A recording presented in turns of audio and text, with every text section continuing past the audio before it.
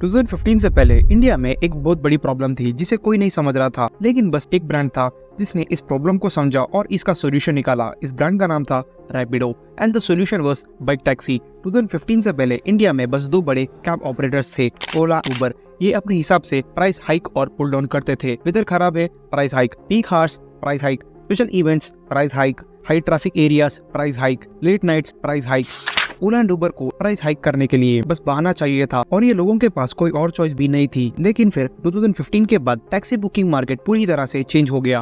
रैपिडो के इंसेप्शन के बाद टीयर 2 और टीयर 3 सिटीज के आधे से भी ज्यादा ओला एंड उबर के कस्टमर्स रैपिडो पे शिफ्ट हो गए और शॉकिंगली रैपिडो की बिजनेस स्ट्रेटेजी ओला एंड उबर से बहुत अलग थी।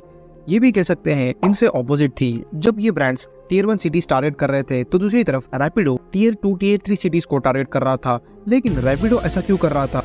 क्योंकि टीयर 1 सिटीज में हाई क्लास ऑफिशियल्स और बड़े बिजनेसमैन रहते हैं तो उनकी स्पेंडिंग कैपेसिटी भी ज्यादा होगी। तो दूसरी तरफ टीयर 2, टीयर 3 सिटीज थे जिसमें मिडिल क्लास लोग रहते थे और इनकी स्पेंडिंग कैपेसिटी टीयर 1 सिटीज से बहुत कम होगी। और कभी भी न्यूअर ब्रांड्स टीयर 1 और टीयर 2 सिटीज कैप्चर करते हैं, उसके बाद टीयर 3 सिटीज में एक्सपेंड करते हैं। लेकिन रैपिडो की बिजनेस स्ट्रेटेजी इन कंपनी से ऑपोजिट थी। तो इस केस में रैपिडो का सर्वाइव करना बहुत मुश्किल था और इनिशियली ये एक फेल्ड स्टार्टअप था। लेकिन रैपिडो ने ऐसा क्या किया जिससे कि आज के दिन रैपिडो पे 30 मिलियन मंथली यूजर्स है और ये इंडिया से लार्जेस्ट बाइक टैक्सी एग्रीगेटर है।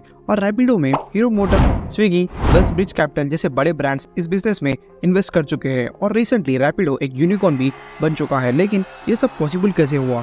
क्या थे वो रैपिडो के secret highly complicated business strategies जिसे हमें जरूर सीखना चाहिए? ये कहानी शुरू होती है 2014 में जब अरविंद फ्लिपकार्ट में काम कर रहे थे तो दूसरी तरफ पवन सैमसंग में काम कर रहे थे। और ये एक समर इंटर्नशिप में इनके तीसरे फाउंडर के साथ मिलते हैं जिनका नाम था ऋषिकेश। ये तीनों समर इंटर्नशिप में मिलते हैं और एक स्टार्टअप शुरू करने की सोचते हैं और तभी ये तीनों इंट्रासिटी गुड्स कैरियर ट्रक्स में एक बहुत बड़ा गैप ऑब्जर्व करते हैं और इस गैप को फिल करने के लिए द करियर स्टार्ट करते हैं। द करियर का मेन गोल ये था कि स्मॉल कंपनीज और बिजनेस के गुड्स इंटरसिटी में ट्रांसफर करना with the help of trucks. शुरू में सब सही चल रहा था, फिर कुछ टाइम बाद इन्हें ये स्टार्टअप बंद करना पड़ा जिसके दो बड़े मेन रीजंस थे। 1, B2B बिजनेस मॉडल। यह ब्रांड B2B सर्विसेज ऑफर कर रहा था जिसका मतलब था बिजनेस टू बिजनेस, जिसमें इनके सर्विसेज स्मॉल बिजनेस और कंपनीज के लिए था और इनके बिजनेस मॉडल में इंडिविजुअल कंज्यूमर नहीं था, जो इनकी बहुत बड़ी गलती थी। क्योंकि B2B बिजनेस ग्रो करना बहुत मुश्किल होता है क्योंकि कंपेयर टू B2C बिजनेस इसका लिमिटेड कस्टमर बेस होता है। B2B बिजनेस में कई चीजों का ध्यान रखना पड़ता है जैसे high dependency on relationships with other businesses, longer sales cycle, high budget on support and services. इन सब चीजों पर ध्यान रखना पड़ता है। 2, क्रेडिट अवेलेबिलिटी इश्यूज। फ्रेंड्स, कभी भी एक स्टार्टअप का सबसे बड़ा पिलर होता है इन्वेस्टर्स। अगर इन्वेस्टर नहीं तो फंड्स नहीं, अगर फंड्स नहीं तो ब्रांड नहीं, जिसका मतलब बिना इन्वेस्टर्स के ब्रांड सर्वाइव करना ऑलमोस्ट इम्पॉसिबल सी बात है।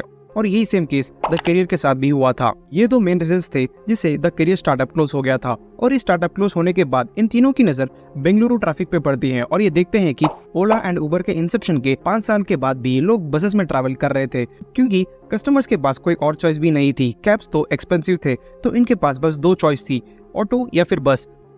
इसके बाद ये टैक्सी इंडस्ट्री में कुछ बड़ा करने की सोचते हैं और ग्राउंड लेवल पर जाकर प्रॉब्लम्स को रेक्टिफाई करने लगते हैं क्योंकि किसी भी बड़े बिजनेस की शुरुआत एक प्रॉब्लम से ही होती है। हमें बस उस प्रॉब्लम का सॉल्यूशन ढूंढना होता है और उसे मोनेटाइज करना होता है। और ये ओला एंड उबर के 5 बड़े प्रॉब्लम्स रेक्टिफाई करते हैं जिसे हम डिटेल में समझते हैं।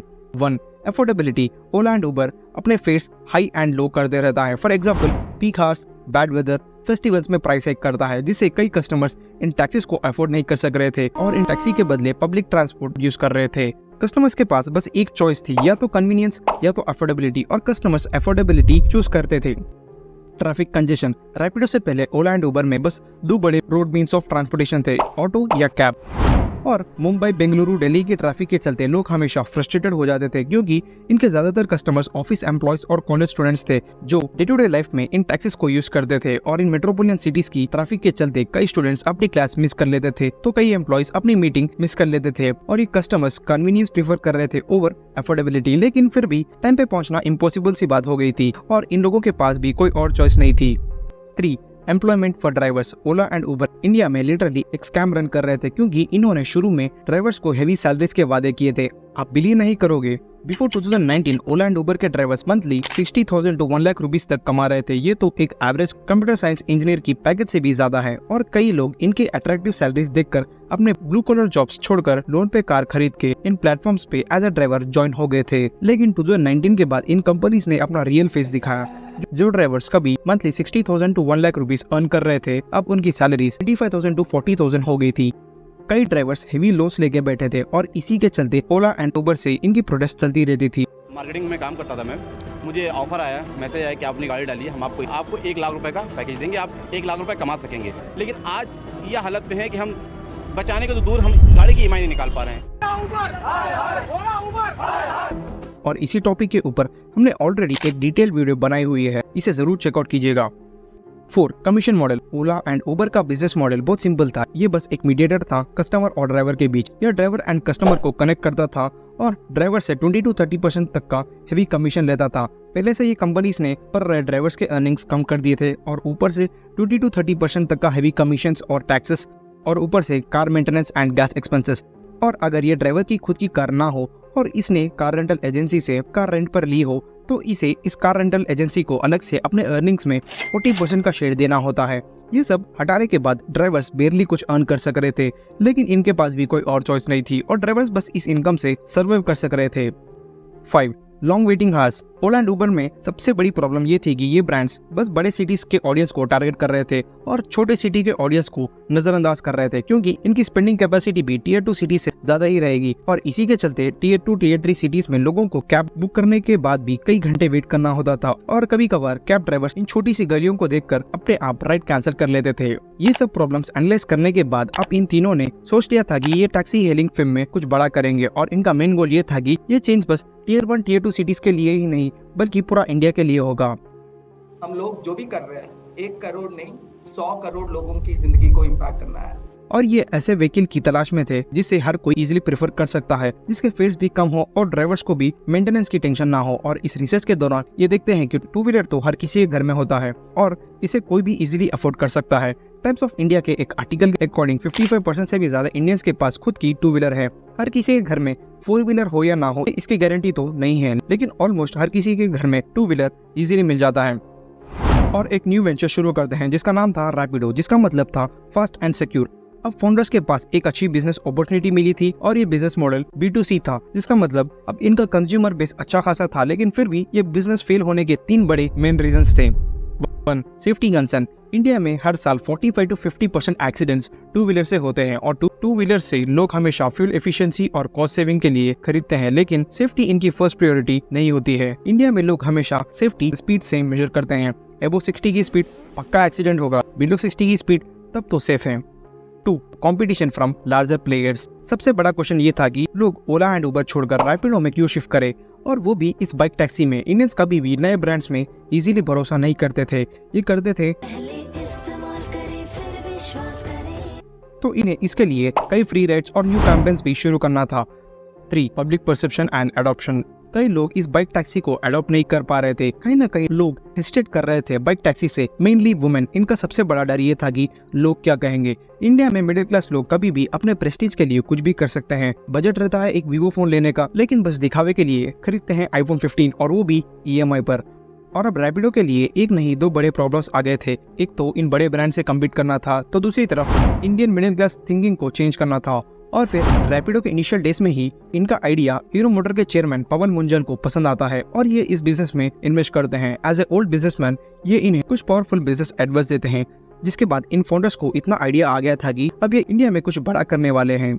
और सबसे पहले इन बाइक ड्राइवर्स को एज ए कैप्टन की तरह लेबल किया, क्योंकि इंडियन मिडिल क्लास लोग अपनी डिग्निटी को लेकर बहुत ज्यादा सेंसिटिव होते हैं और ये लोग डाइजेस्ट नहीं करते हैं अगर किसी ने इन्हें ड्राइवर कहा, क्योंकि शुरू से भी इंडियंस के माइंडसेट में ड्राइवर एक लो प्रोफाइल जॉब है। कस्टमर और ड्राइवर, हम अपने ड्राइवर्स को कैप्टन करके बुलाते हैं। और आपने ये चीज स्विगी और जोमेटो में भी ऑब्जर्व की होगी। ये प्लेटफॉर्म्स ड्राइवर्स को ड्राइवर्स के बदले राइडर्स के टैगलाइन से मेंशन करते हैं। मेरी पर्सनल ओपिनियन में ये बहुत गलत है और ये भी एक रीजन है जिससे इंडिया एक डेवलपिंग कंट्री है और अमेरिका एक developed country. Back to the topic, subscription based business model. अब रैपिडो ने इंडिया में पहली बार subscription based business model introduce किया था, जिसका मतलब अब राइडर्स के पास दो चॉइस थी, या तो सब्सक्रिप्शन ले जिससे कि इन्हें हर राइड पे कमीशन ना देना पड़े, और इनकी सब्सक्रिप्शन फी कुछ ऐसी थी कि डेली रैपिडो अपने राइडर्स से 5 रुपीज से लेकर 29 रुपीज तक का सब्सक्रिप्शन फी लेता था, या फिर इन्हें मंथली 500 रुपीज पे करना होगा अगर इनकी मंथली अर्निंग 10,000 से ज्यादा हो, या फिर वही पुराना कमीशन मॉडल जिसे ओला एंड उबर यूज करता था, लेकिन रैपिडो पे राइडर्स को बस 20% कमीशन देना था, जो इसे कॉम्पिटिटर्स से कम था, जो कि बहुत अच्छी बात है। रिसेंटली 2024 में रैपिडो ने अपने ऑटो ड्राइवर्स के लिए 100% जीरो कमीशन मॉडल इंप्लीमेंट किया।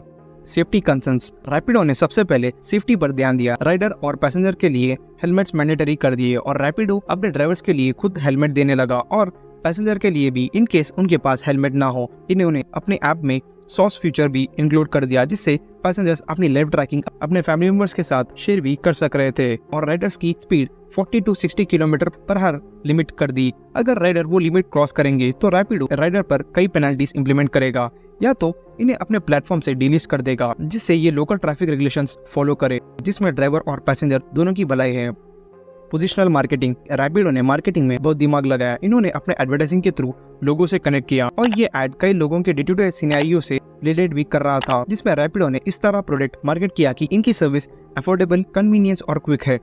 फ्रेंड्स, वीडियो की शुरुआत में हमने डिस्कस किया था कि रैपिडो से पहले बस एक ही ऑप्शन चूज करना था, या तो कन्वीनियंस या तो अफोर्डेबिलिटी, लेकिन रैपिडो के इंसेप्शन के बाद दो भी एक साथ मिल रहे थे। राइड इंश्योरेंस, रैपिडो का राइड इंश्योरेंस से जब पैसेंजर राइड बुक करेगा, राइड शुरू होने पर इनका इंश्योरेंस प्लान भी इनके साथ शुरू होगा, और राइड खत्म होते ही इंश्योरेंस खत्म हो जाएगा। इनकी safety features, affordability with convenience service और इनकी पोजीशनल मार्केटिंग से ये कई कस्टमर्स को अपनी तरफ अट्रैक्ट करने लगे।